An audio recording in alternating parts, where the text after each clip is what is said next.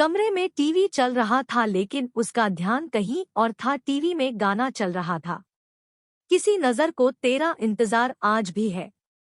अचानक माँ ने आवाज लगाई, अंजू बेटा खाने के लिए आ जाओ, खाना लगा दिया है। माँ ने आवाज दी तो जैसे वह सपने से जागी। खाना खाने का उसका बिल्कुल मन नहीं था। बात ही कुछ ऐसी थी।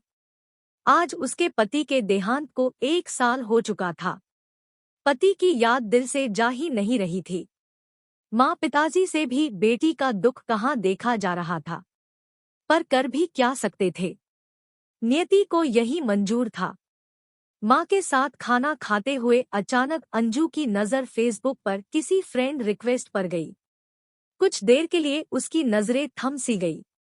दिल को यकीन ही नहीं हो रहा था कि यह वही है। रिक्वेस्ट उसके बचपन के सहपाठी अविनाश का था। अंजू इसी उधेड़बुन में थी कि रिक्वेस्ट एक्सेप्ट करूं या नहीं। आखिरकार हिम्मत करके रिक्वेस्ट एक्सेप्ट कर लिया। अब दोनों के बीच मैसेज का आदान प्रदान होने लगा। अविनाश स्कूल के दिनों से ही अंजू को बहुत पसंद करता था, पर कभी खुलकर बोल नहीं पाया। दोनों के परिवार में जमीन आसमान का अंतर जो था।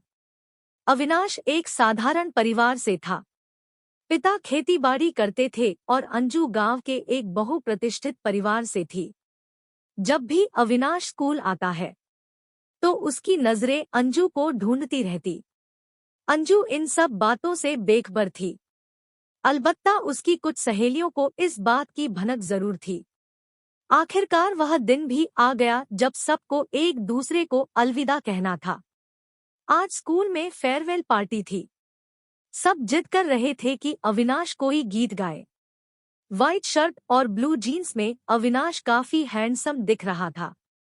सभी सहपाठी गाने के लिए जिद कर रहे थे, पर उसके नजरें तो अंजू पर टिकी हुई थी। उसे देखते हुए उसने गीत शुरू किया, तेरी गलियों में ना रखेंगे कदम। आज के बाद आज ना जाने क्यों अंजू को भी अपने अंदर कुछ टूटता हुआ महसूस हुआ, पर उसे शायद समझ नहीं आया। स्कूल के एग्जाम हो चुके थे और अंजू का एडमिशन शहर के एक कॉलेज में हो गया था। एक दिन अचानक से अविनाश से सामना हो गया। अविनाश का मन अभी भी यह जानने के लिए उत्सुक था कि अंजू के दिल में उसके लिए क्या है। आज हिम्मत करके अविनाश ने पूछ ही लिया, अंजू क्या मैं तुम्हारे लिए इंतजार करूं या आज भी तुम्हारा जवाब ना है। इस बार भी अंजू कुछ बोल नहीं पाई, पर उसकी खामोशी ने सब कुछ कह दिया। अविनाश कुछ देर अंजू को ध्यान से देखने के बाद अपना ख्याल रखने की हिदायत देकर वहां से विदा हो गया। अंजू उसे दूर तक जाते हुए देखती रही। ऐसा नहीं था कि वह उसे चाहती नहीं थी, पर वह ऐसा कुछ भी नहीं करना चाहती थी जिससे उसके परिवार की इज्जत को आंच आए। अंजू ग्रेजुएट हो चुकी थी। पापा ने उसके लिए लड़के देखने शुरू कर दिए और एक अच्छा पढ़ा लिखा कमाऊ लड़का देखकर उसकी शादी करा दी गई। पर होनी को कौन मिटा सकता है।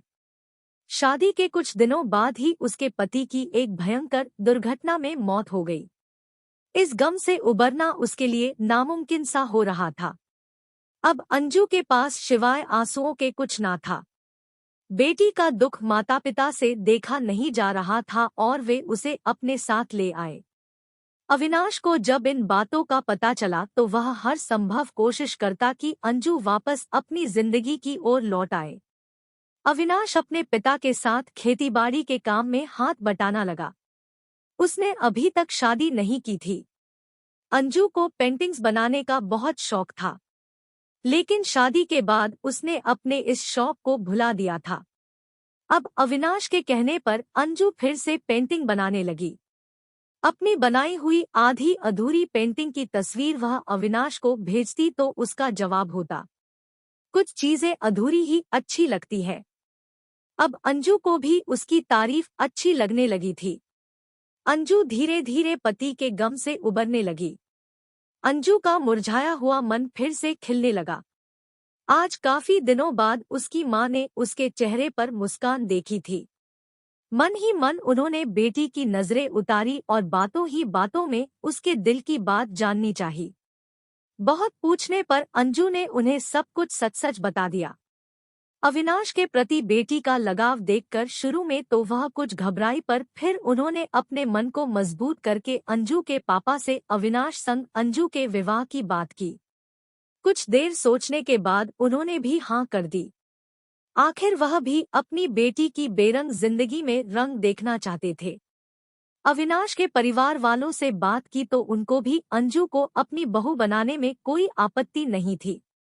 अविनाश ने अपने पूरे परिवार को अंजू की पहली जिंदगी के बारे में सब कुछ बता रखा था। आखिर में सच्चे प्यार की जीत हुई। दोनों परिवारों के आशीर्वाद से आज अंजू विदा होकर अपने पति अविनाश के साथ उसके छोटे से घर में आ गई, जहां एक उम्मीदों भरी दुनिया उन दोनों का इंतजार कर रही थी और वह दोनों अपना जीवन खुशी खुशी व्यतीत करने लगे। आपको यदि कहानी पसंद आई हो तो वीडियो को लाइक करें और चैनल को सब्सक्राइब करें। मिलते हैं अगले वीडियो में।